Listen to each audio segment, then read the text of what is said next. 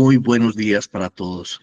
Una vez más estamos en esta mañana dispuestos a ser ministrados, a meditar en la palabra de Dios, en el misterio de Cristo y a decirle al Señor, aquí estamos con un corazón abierto, dispuestos a recibir lo que Él tenga a bien decirnos en este día. Vamos a iniciar como siempre con una oración en el nombre del Padre, del Hijo y del Espíritu Santo. Amén. Padre nuestro que estás en el cielo, santificado es tu nombre, venga a nosotros tu reino. Hágase, Señor, tu voluntad en la tierra y en el cielo. Danos hoy el pan de cada día y perdona nuestras ofensas, como perdonamos también a quien nos ofende, y no permitas que caigamos en la tentación y líbranos del maligno. Amén. Porque tuyo es el poder y la gloria por siempre jamás. Amén, así sea. Padre Santo, hoy como todos los días, de nuevo te pedimos perdón por aquellas cosas que tengamos en nuestra conciencia que no estén de acuerdo con tu santa voluntad ni con tu carácter santo. Hay tantas cosas que nosotros hacemos que no están de acuerdo contigo y que ni siquiera somos conscientes que te estamos ofendiendo o que estamos ofendiendo a nuestro prójimo. Permítenos ser más sensibles, más discretos y más delicados en el trato. Permítenos ser mucho más respetuosos y considerados con quienes hablamos, incluso con nosotros mismos. Hoy, Padre Santo, queremos estar a paz contigo. Queremos sentir la presencia de tu Espíritu, ya que estamos todos acá reunidos. Queremos, oh Dios, tener la dicha de gozar de tu amistad, de tu presencia. Gracias, Señor, por permitirnos sentirte, por permitirnos escucharte en esta mañana, tocar tu realidad trascendente en nosotros. Bendito seas. En el nombre de Jesús oramos y te damos gracias. Amén. Bueno, antier tuvimos una última charla acerca de la tentación. Estuvimos hablando de la forma en que no podemos confundir cuando Satanás nos está tentando, nos está hablando y proponiendo algo, es propiamente la tentación, con aquellas cosas que deseamos y que están en nosotros, aquellas cosas que deseamos y que están en nosotros, a las cuales Pablo se refiere como concupiscencia. Cuando estas cosas se manifiestan, cuando estas cosas quieren manifestarse y tomar protagonismo en nuestra conducta, en lo que hacemos. Entonces nosotros estamos siendo seducidos. Pablo también usa la palabra tentación, pero yo creo que lo más adecuado es seducidos de nuestra propia naturaleza pecaminosa. Amamos pecar, recordamos con agrado el pecado, nos gozamos en el pecado y nos sentimos bien en el pecado. Cuando tenemos una relación con Dios, entonces estas cosas empiezan a ser una carga moral para nosotros, empiezan a ser una incomodidad. Y Dios empieza a tocar estas áreas de nuestra vida. Y es allí donde inicia la lucha interna nuestra por agradar a Dios, por llevar una vida justa. Es allí donde nosotros tenemos que empezar a tomar una decisión. O agradamos a Dios o nos agradamos nosotros mismos. O voluntariamente nosotros queremos manifestar la naturaleza divina o voluntariamente nosotros queremos manifestar la naturaleza diabólica. Como quiera que sea, decíamos que para tomar una decisión tanto de un lado como de otro, necesitábamos amar el pecado o amar a Dios. Y esa disyuntiva de amar al pecado o amar a Dios nunca puede estar por encima del amor a nosotros mismos. Nos amamos a nosotros mismos. nos deseamos el bien y ya conocimos el mal, ya conocimos el pecado, ya conocimos lo que puede llegar a ser una vida de esclavitud al pecado. Ya vimos en la revelación que Jesús nos hace de sí mismo a través del Evangelio, la bondad de llevar una vida limpia, sin pecado y libres de toda perturbación. Ya hemos saboreado, digámoslo de esa manera, las consecuencias funestas de una vida pecaminosa y también nos ha encantado y nos ha seducido el amor de Dios cuando nos deja avisorar una vida en paz, llena de su amor, de su perdón. Bueno, allí nosotros tenemos un problema muy particular, cada uno, ¿no? ¿Qué deseamos hacer? No es por falta de conocimiento, porque ya sabemos perfectamente a qué es que estamos enfrentándonos. Así que la oración correcta no sería necesariamente pedirle a Dios sabiduría. Ya tenemos el conocimiento, sabiduría es conocimiento, ya tenemos el conocimiento de las opciones que tenemos frente a nosotros. Pienso que lo que necesitamos realmente es fortaleza, fortalecernos en el Espíritu de Dios para agradarlo.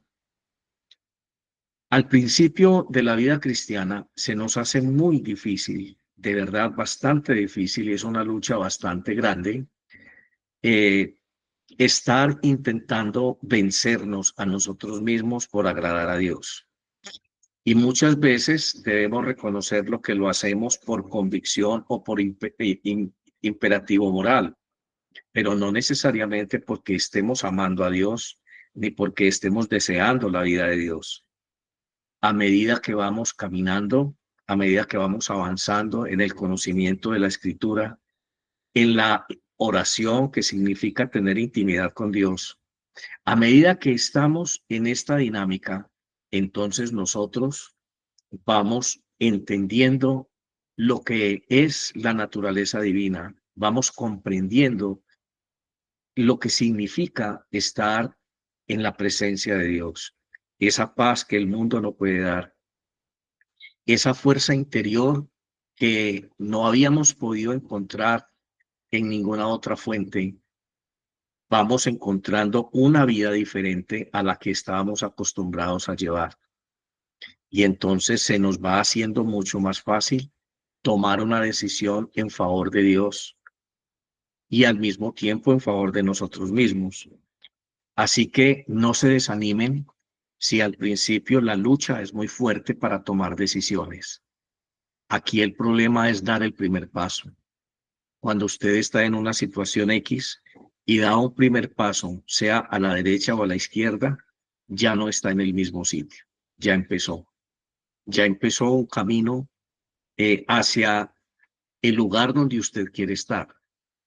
Así que hoy estoy muy interesado en que este concepto quede claro, en que muchas veces la tentación no viene necesariamente de Satanás, sino que es algo que ya está escrito en nuestro corazón. El proceso de regeneración nuestra es permitirle al Espíritu Santo que borre eso que ya está escrito en nuestro corazón, que borre esos recuerdos agradables del pecado, que borre esa forma en que nosotros asociamos el pecado con la felicidad o con el placer. Hoy quiero tocar un tema muy conexo con esta idea y este tema es la humildad. Le preguntaron a Agustín de Hipona, muy conocido en los ambientes católicos como San Agustín, en filosofía se reconoce como Agustín de Hipona, y le dijeron, ¿qué es, cuál es, diga tres gracias que sean importantes y definitivas en la vida de un sacerdote o en la vida de un pastor? Y Agustín no dudó en decir gracias o virtudes, ¿no? Él no dudó en decir tres veces humildad, humildad, humildad. Bueno, cuando nosotros miramos lo que sucedió en el jardín del Edén con Eva. Notamos que lo que Satanás puso en su mente fue básicamente la posibilidad de llegar a ser Dios. Tocó algo en ella que se llama ambición. Y la ambición está íntimamente ligada al orgullo. Pues la humildad es simplemente ponernos delante de Dios y reconocer ante la infinitud de Dios nuestra condición finita. Reconocer delante de Dios que no somos iguales a Él, que por más que nosotros queramos deificarnos, endiosarnos, para decirlo de una manera diferente, por más que nosotros queramos definirnos a nosotros mismos con muchas virtudes, nunca vamos a lograr igualar la virtud del que es santo, santo, santo. Dios no nos está llamando a nosotros a tener definiciones filosóficas, teológicas o científicas acerca del todo, acerca de lo que podría llegar a ser Él o significar Él para la raza humana. Él nos está llamando simple y sencillamente a la humildad, porque la humildad nos santifica. La humildad es simplemente poner el yo, el orgullo, el ego en el lugar que corresponde.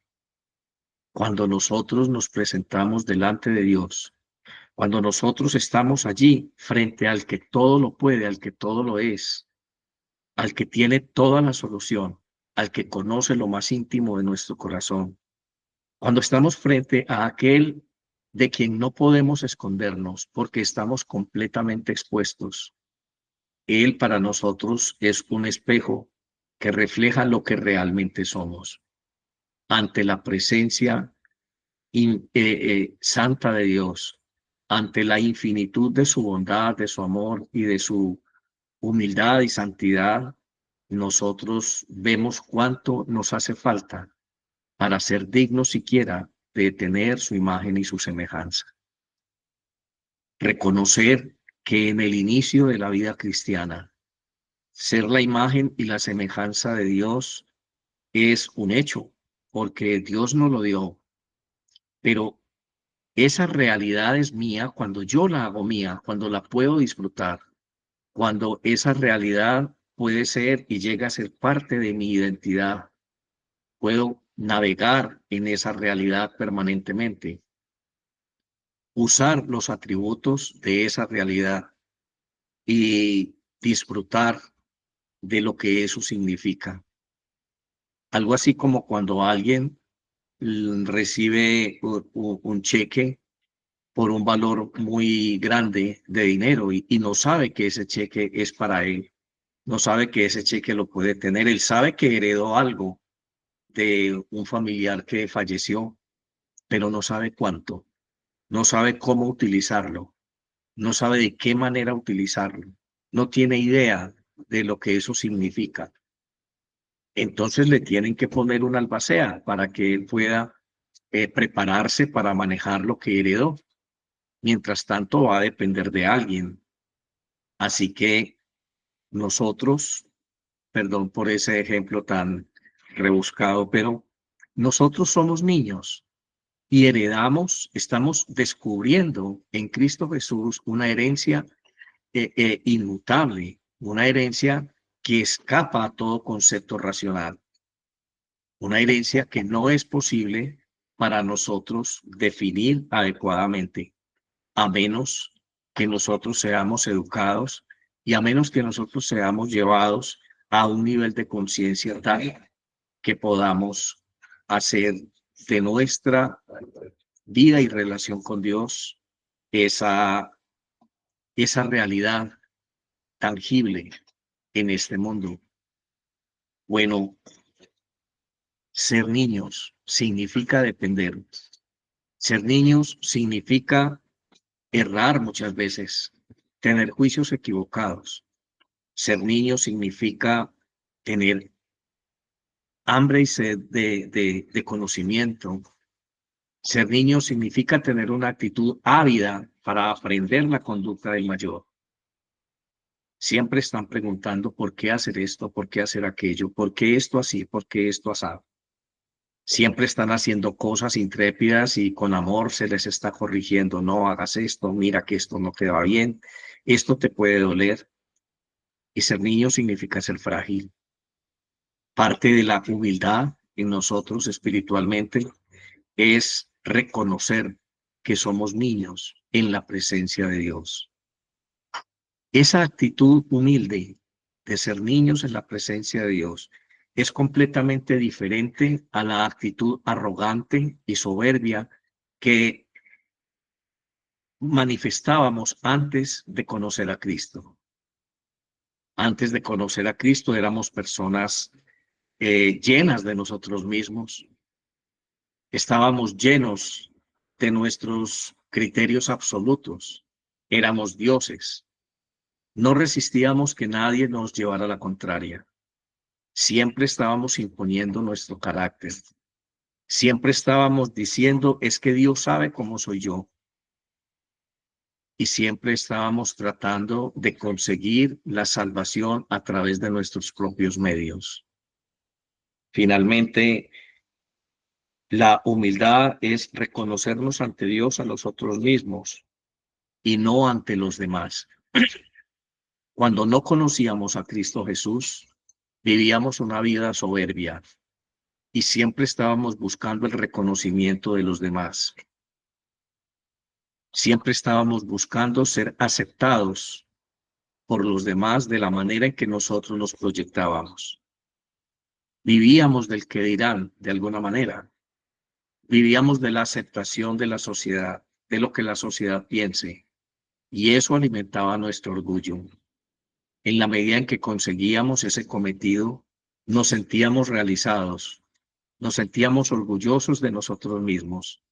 Decíamos, yo he hecho de mi vida esto, he luchado por esto en mi vida, he logrado esto en mi vida. Este es el patrimonio que con mis manos he forjado y esto es lo que yo soy y de eso me siento orgulloso. Nos esforzábamos en la academia, vivíamos un mundo de competencia y de rivalidades. ¿Quién es más? ¿Quién puede más? ¿Quién es más reconocido como profesional en el área en la que me desenvuelvo? Completamente diferente es la propuesta de Dios cuando lo conocimos. Significa todo lo contrario. Significa adoptar la humildad como una forma de vida. Significa ya no tener de referente al mundo, sino tener como referente a Dios mismo. Significa no buscar la aprobación del mundo y la alabanza de este mundo, sino buscar la aprobación de Dios en amor. Ahora, humildad para nosotros, una vez que hemos conocido a Dios, significa ser niños, entender que estamos naciendo de nuevo, entender que estamos frente a un Dios inmensurable que nos está llamando a su presencia, que nos está llamando a que ocupemos nuestro lugar de habitación en su casa, porque de allí salimos algún día. Así que es necesario para este viaje despojarnos del exceso de equipaje. No cabe el orgullo en esta peregrinación que iniciamos. No cabe la vanagloria, ni cabe a nuestra moral, ni nuestra justicia propia. Es un proceso de aprendizaje. Es un proceso en el que con dolor yo tengo que aprender a morir a mí mismo cada día. Ese bautismo que un día recibimos, ese bautismo que un día simbólicamente expresamos con estas señales del bautismo, esta simbología del bautismo, le dijimos al mundo entero, a la iglesia, a nosotros mismos y a Dios, me sumerjo en el agua o recibo el agua sobre mí, y eso quiere decir que nazco de nuevo. Bueno, eso en el en el rito está muy bien. Eso en la simbología está muy bien. Ahora tenemos que hacerlo oída, porque no vamos a llegar a la presencia de Dios simplemente porque participamos de ritos. Y aquí estoy hablando también de la Eucaristía. Yo no voy a ir a la presencia de Dios porque participé de un rito. Y ahí es cuando nosotros decimos que ir a la Eucaristía y no entrar en comunión sacramental con Dios es hacer las cosas a medias, es simplemente participar de un rito, pero no entrar en comunión con Dios. Así que si usted va a la Eucaristía, por favor, dése la oportunidad de comulgar para que la manifestación de su fe sea completa, para que usted pueda decir, no solamente estuve en la presencia de Dios escuchando, sino que también entré en comunión con Dios sacramentalmente. De lo contrario, simplemente va a ser un rito. Y lo que realmente importa es entrar en comunión íntima con Dios. Bueno, a eso nos llama la humildad. La humildad entonces nace al verse uno mismo en sumisión a Dios, en sumisión.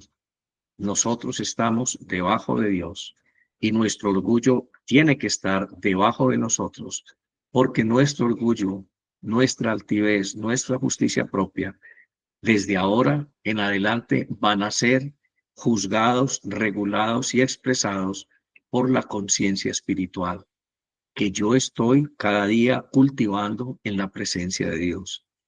Estos encuentros devocionales, estos encuentros de oración con Dios, deben tender a eso, deben ser el material, aquella fuente de toma de conciencia espiritual, donde nosotros desde la conciencia espiritual sujetamos toda pretensión racional de querer ser nosotros el centro de nuestra vida. Ya no soy yo el centro de nuestra vida. Ya no soy yo el que está sentado en el trono de mi corazón. El que está sentado en el trono de mi corazón se llama Cristo Jesús. Él es el gran sumo y eterno sacerdote. Decíamos hace poco que le habíamos entregado a Jesús nuestro cuerpo, a Dios, y decíamos junto con Pablo que nuestro cuerpo es templo de la habitación del Espíritu. Decíamos que el templo para Israel era el lugar de encuentro con Dios. Bueno, y todo templo tiene un altar. Y veíamos cómo el salmista veía que en el altar las aves hacían sus nidos y las aves dejaban allí sus polluelos. Si la naturaleza reconoce el altar de Dios para descansar allí como fuente de vida, como lugar estable para que su descendencia tenga seguridad, si la naturaleza misma busca el altar de Dios como refugio, cuanto más nosotros que estamos yendo a ese encuentro con Dios. Así que nuestro corazón, decíamos que era el altar de este templo que es nuestro cuerpo. Y allí está Cristo Jesús, el gran sumo y eterno sacerdote, el que fue elevado a un grado de dignidad nunca antes visto, el que está sentado a la derecha del Padre y allí está gobernando toda la creación, el cosmos hecho con toda la autoridad sobre las potestades del cielo y del infierno. Allí está Él. Ese es mi lugar de encuentro con Dios. Pero si mi corazón está lleno de orgullo, si mi corazón está lleno de vanidad, si mi corazón está lleno de justicia propia, entonces no podré tener un encuentro con Dios en mi corazón, sino que me estaría encontrando conmigo mismo. Y Dios pasaría a ser un comodín religioso. Y hoy quiero que nos preguntemos con mucha seriedad, ¿quién es realmente Dios en nuestra vida? ¿Todavía es un comodín o poco a poco ha podido llegar a ocupar su lugar en nuestro corazón? El orgullo, entonces, es lo contrario a la humildad. El orgullo es típico y es determinante en el carácter de Satanás. El orgullo es el que nos lleva al odio. En el orgullo es el que nos lleva a nosotros a despreciar. El orgullo es el que nos lleva a nosotros a la injusticia. El orgullo es el que nos llena de nosotros mismos y nosotros no somos nada.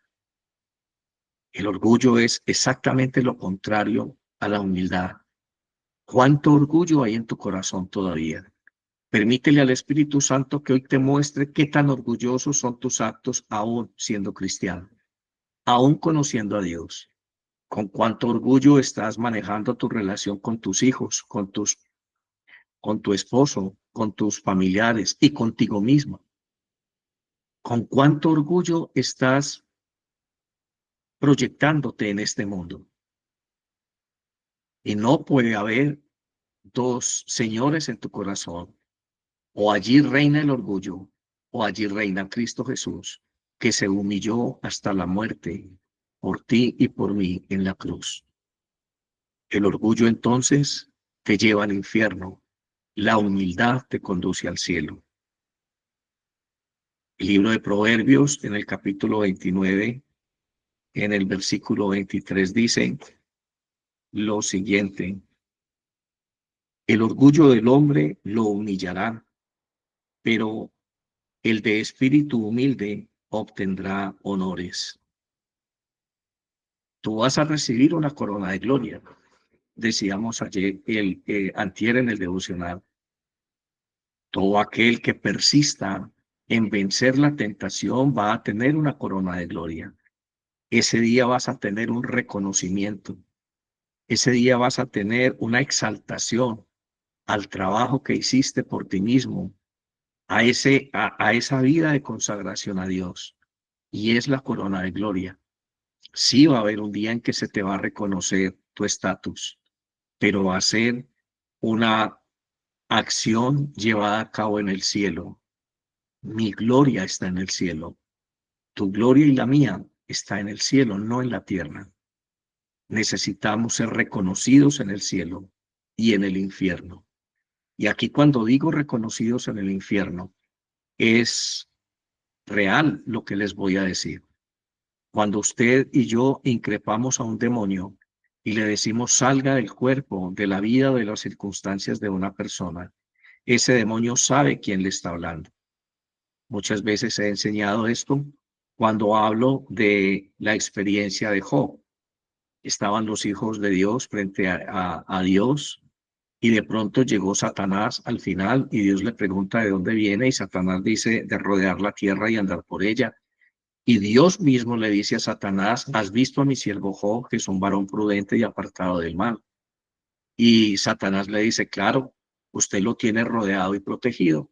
Si usted le quita esa protección, yo lo puedo afectar y verá que él lo va a maldecir igual que todos los mortales. Bueno, Dios tenía un concepto de Job. Dios le dijo al mismo Satanás que Job era justo, que Job era un varón conforme a su corazón. Así que Satanás conocía la virtud de Job, no porque Job se lo dijo a Satanás, sino porque Dios mismo se lo dijo a Satanás. En otra ocasión estaba el apóstol Pablo en su ministerio echando fuera los demonios y había 7 hijos de un exorcista judío llamado Exeba que veían que los demonios se iban de las personas cuando Pablo utilizaba el nombre de Cristo. Entonces, cuando Pablo se retira, ellos dijeron, ya sabemos, aquí el nombre clave es Cristo. Y tomaron a un endemoniado y lo conjuraron diciéndole, te exhortamos a salir de este hombre en el nombre de Jesús, el que predica Pablo. Y el demonio le respondió y les dijo, a Jesús lo conozco y a Pablo también lo conozco, pero a ustedes no los conozco, y casi los matan. ¿Por qué conocía ese demonio a Pablo? Pues porque Dios mismo le había dicho quién era Pablo. ¿Por qué conocía ese demonio a Jesús? Porque cuando Jesús se bautizó, una voz del cielo dijo, este es mi hijo amado en quien tengo mi complacencia. Y el demonio no te reconoce a ti por tus virtudes. El demonio no te reconoce a ti por tus esfuerzos, por tu vanagloria. Él no te reconoce porque tú eres el pastor de una iglesia, porque sabes demasiada teología o porque tienes unas técnicas de oratoria intimidatorias frente a un auditorio indefenso que no conoce lo que tú estás diciendo. Es muy fácil. Cuando la gente no sabe de qué está, de qué se trata el tema, ser el diosecito. Pero cuando nos estamos enfrentando al mundo espiritual, es Dios quien tiene que haberle dicho al infierno quién es su hijo, quién le está hablando. Y si ese requisito no se cumple, Satanás nunca se va a obligar, porque él no escucha la vanidad, la altivez, el orgullo del corazón humano. Me pregunto yo si esas actitudes grotescas que se ven en algunas iglesias, donde los pastores adoptan unas posturas, perdón la comparación, pero a veces parecidos a estos gallos de pelea que uno ve en las galleras, ¿no? Parecen así encrespados diciéndole a los demonios, fuera, fuera, en el nombre de Jesús. Y todo el mundo tiene que caerse al piso cuando ellos los tocan y el ego espiritual y estas cosas son evidentes, ¿no? A veces en esas actitudes, en esas cosas que se ven allí tan estrambóticas, el espíritu de uno dice, Dios mío, esto sí será real, esto sí pertenece a Dios. Bueno, dudo mucho que los demonios se sujeten a este tipo de actitudes, a este tipo de espíritus, porque es el espíritu humano el que se está sobreponiendo, se está parando en la palabra de Dios para ser grande. ¿Quién es el espíritu que no se ha sujetado cuando tú le das la orden de dejarte en paz? Cuando tú le dices a ese demonio de miseria y de ruina que siempre ha estado contigo que se vaya, no te hace caso. ¿Por qué no te hace caso? Porque no te reconoce. Cuando tú le dices a un demonio de lascivia, de concupiscencia, que se vaya de tu vida, ¿por qué no te hace caso? Porque no te reconoce. ¿Por qué no te hace caso un demonio cuando tú le estás diciendo, vete, no me atranques más las cosas? No quiero que las cosas se me dificulten más. Parece que todo lo tengo en la mano, pero llega un momento en el que al último instante algo sucede y se me va. ¿Por qué no te hace caso y se retira? Porque no te reconoce. Así que la clave, hermano mío, es la humildad. La clave es deponer toda pretensión que tengamos en ese sentido, en esas áreas de nuestra vida delante de Dios. La clave es que tú dejes de pensar que tú tienes derecho a ser bendecido económicamente, porque tú eres bueno, porque tú das limosna, porque tú eres solidario, porque tú y tú y tú y tú y tú. Deja todo eso, deja toda esa forma de exaltación propia. Deja de alabar tu ego. Hay un ego espiritual y ese es más peligroso incluso. Bueno, ¿qué ejemplo estamos dándole a los niños? Los pastores en las iglesias, obviamente, tienen niños frente a ellos. ¿Qué ejemplo de orgullo y de vanagloria y de altivez les están dando? Con razón ve uno cantidad de personas fuera de la iglesia diosificándose a sí mismos, autoiluminándose, ven visiones, ven profecías, interpretan sueños. Bueno, son brujos en el nombre de Dios. Pues eso es lo que están viendo, ¿no? Dios nos perdone y nos haga entender la urgente necesidad que tenemos nosotros de conocerlo a Él en una de sus mayores virtudes, que es la humildad. Termino diciéndoles lo que dice Isaías, el profeta Isaías, en el capítulo 57, en el versículo 15, dice, yo habito en lo alto y lo santo, y también con el contrito y humilde de espíritu. Allí habita Dios.